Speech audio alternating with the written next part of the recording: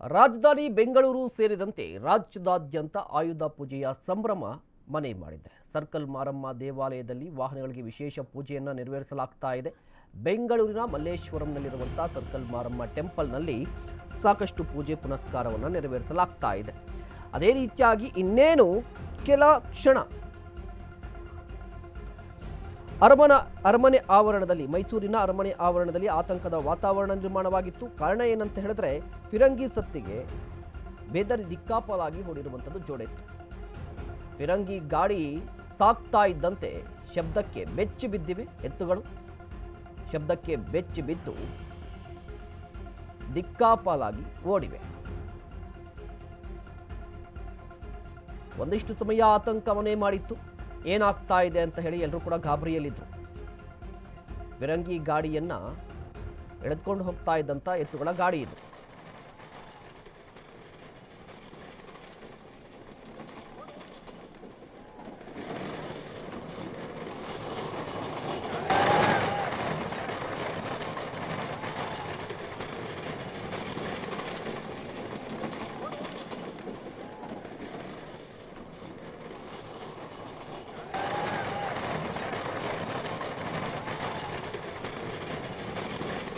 ದೃಶ್ಯಾವಳಿಯಲ್ಲಿ ಗಮನಿಸ್ತಾ ಇರಬಹುದು ಯಾವ ರೀತಿಯಾಗಿ ಎತ್ತುಗಳು ಗಾಬರಿಯಿಂದ ಓಡ್ತಾ ಇದ್ವು ಅಂತ ಹೇಳಿ. ಮತ್ತೊಂದು ದೃಶ್ಯಾವಳಿಯಲ್ಲಿ ಅದಾದ ಬಳಿಕ ಅಂದರೆ ಘಟನೆಯ ನಂತರ ಯಾವ ರೀತಿಯಾಗಿ ಫಿರಂಗಿ ಗಾಡಿಗೆ ಡ್ಯಾಮೇಜ್ ಆಗಿದೆ ಅನ್ನೋದು ಕೂಡ ಗಮನಿಸ್ತಾ ಇದೆ.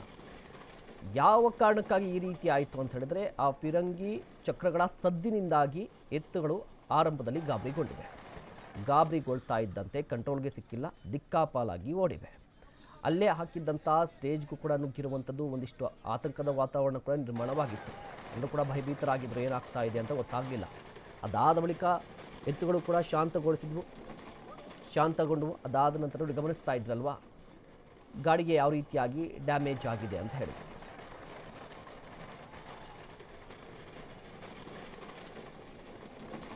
ಒಂದು ಕಡೆ ಮೈಸೂರಲ್ಲಿ ದಸರಾ ಸಂಭ್ರಮ ಮನೆ ಮಾಡಿದೆ. ಆಯುಧ ಪೂಜೆಯನ್ನು ನೆರವೇರಿಸಿದ್ದಾರೆ ಯದುವೀರ್ ಒಡೆಯರವರು. ಇವತ್ತು ಅದೇ ರೀತಿಯಾಗಿ ಎತ್ತುಗಳು, ಹಸುಗಳು, ಆನೆ, ಪಟ್ಟದಾನೆ, ಕುದುರೆ ವಾಹನಗಳು ಕೂಡ ಆಯುಧ ಪೂಜೆಯನ್ನು ನೆರವೇರಿಸಿದರು. ಅದೇ ರೀತಿಯಾಗಿ ವಾಹನಗಳಿಗೆ ವಿಶೇಷ ಪೂಜೆಯನ್ನು ನೆರವೇರಿಸಿದರು. ಇದೇ ಸಂದರ್ಭದಲ್ಲಿ ಈ ಘಟನೆ ನಡೆದಿದೆ. ಆದರೆ ಅದೃಷ್ಟವಶಾತ್ ಯಾವುದೇ ರೀತಿಯ ಅನಾಹುತ ಆಗಿಲ್ಲ. ಗಾಡಿಗೆ ಮಾತ್ರ ಒಂದಿಷ್ಟು ಡ್ಯಾಮೇಜ್ ಆಗಿದೆ.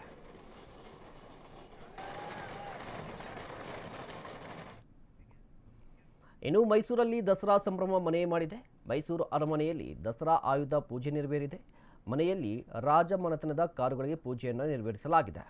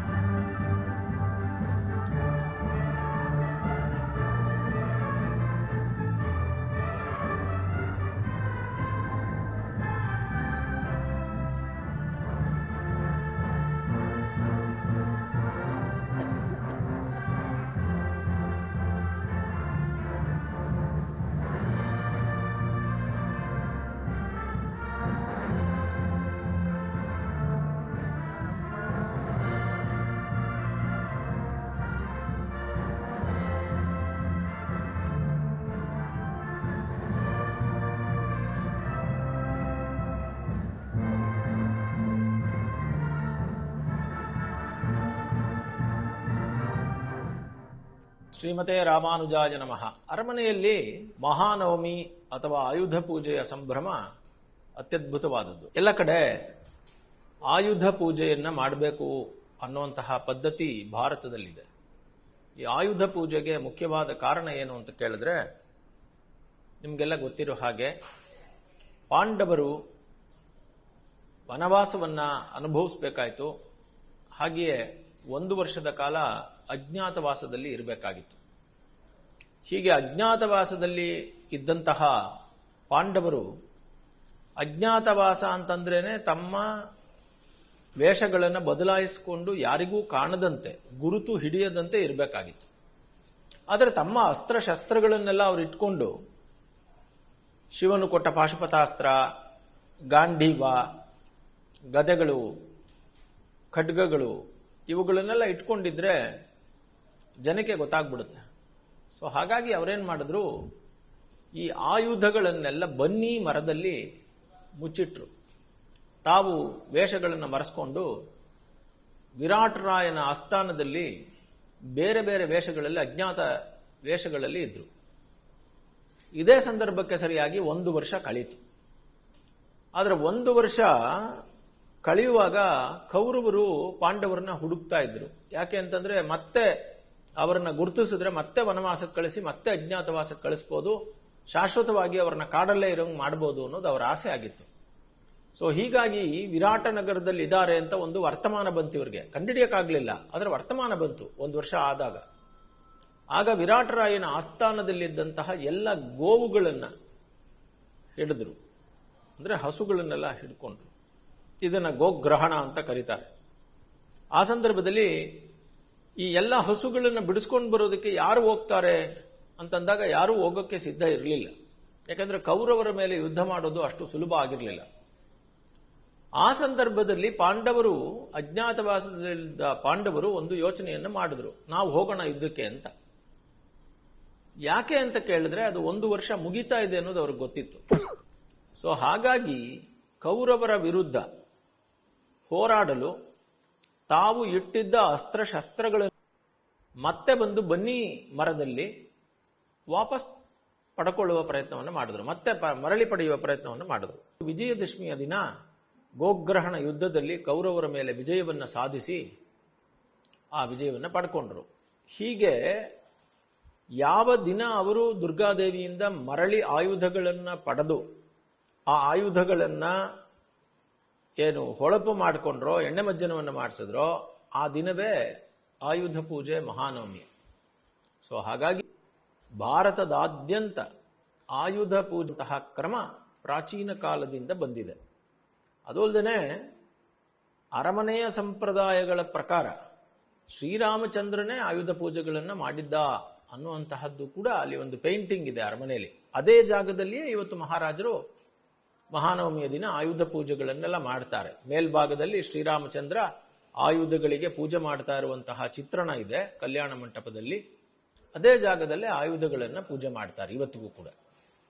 ಹಾಗೆ ಪಾಂಡವರು ಎಣ್ಣೆ ಮಜ್ಜನ ಮಾಡಿಸಿದ್ರಿಂದ, ಆಯುಧಗಳನ್ನು ಪೂಜೆ ಮಾಡಿದ್ರಿಂದ ಭಾರತದಲ್ಲಿ ಆಯುಧ ಪೂಜೆ ಆರಂಭವಾಯಿತು.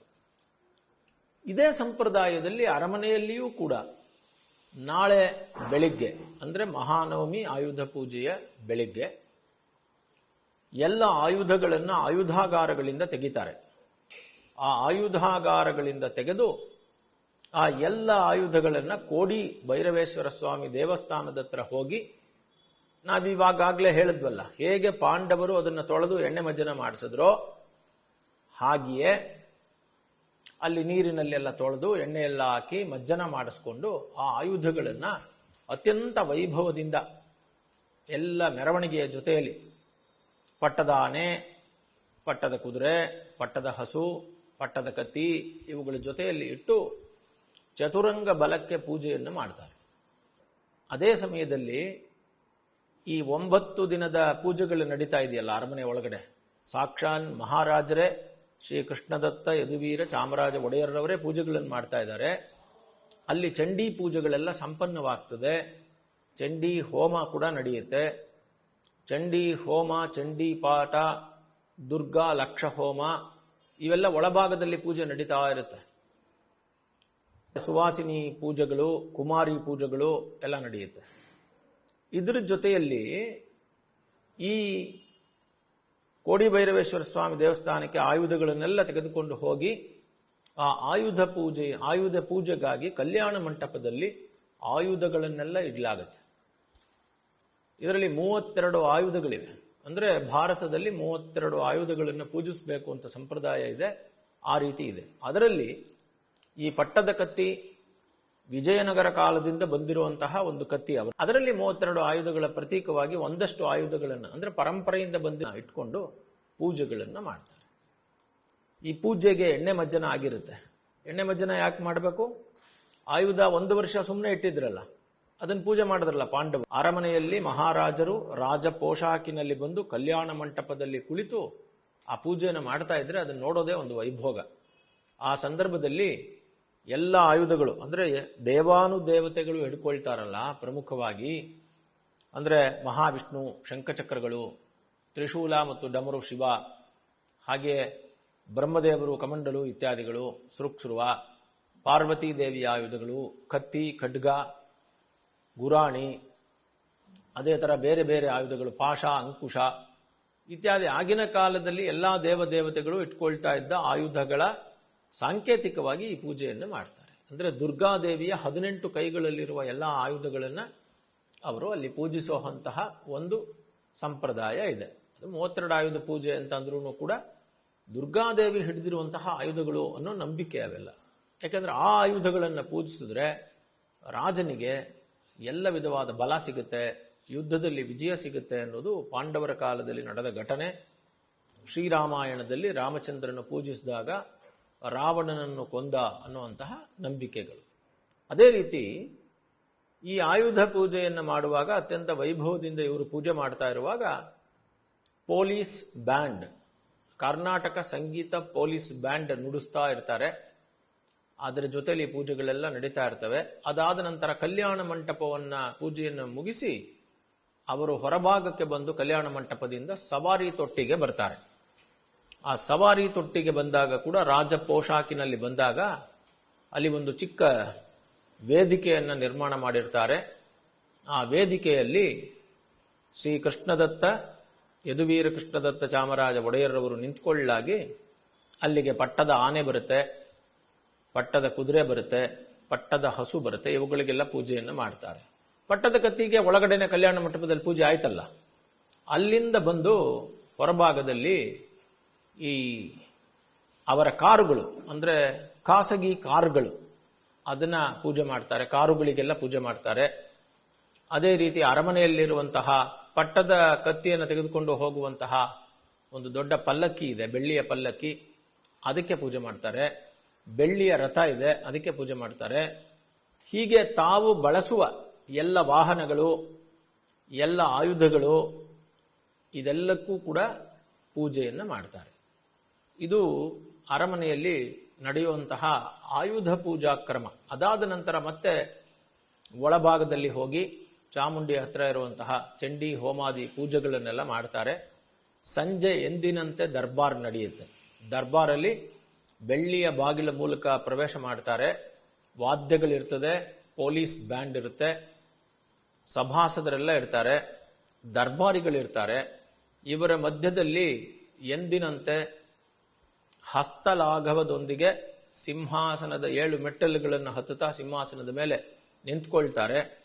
ಅದಾಗಿದ ತಕ್ಷಣನೇ ಪೊಲೀಸ್ ಬ್ಯಾಂಡಲ್ಲಿ ರಾಜ್ಯಗೀತೆಯನ್ನು ನುಡಿಸಲಾಗುತ್ತೆ. ಅಂದಿನ ಮೈಸೂರು ಸಂಸ್ಥಾನದ ರಾಜ್ಯಗೀತೆ ಕಾಯೋ ಶ್ರೀ ಗೌರಿ ಕರುಣಾಲಹರಿ ತೋಯಜಾಕ್ಷಿ ಅಂತ ಬರುವಂತಹದ್ದನ್ನು ಆ ತಾಯಿ ಚಾಮುಂಡಿ ಯದುವಂಶವನ್ನು ಕಾಪಾಡಲಿ ಎನ್ನುವಂತಹದ್ದು.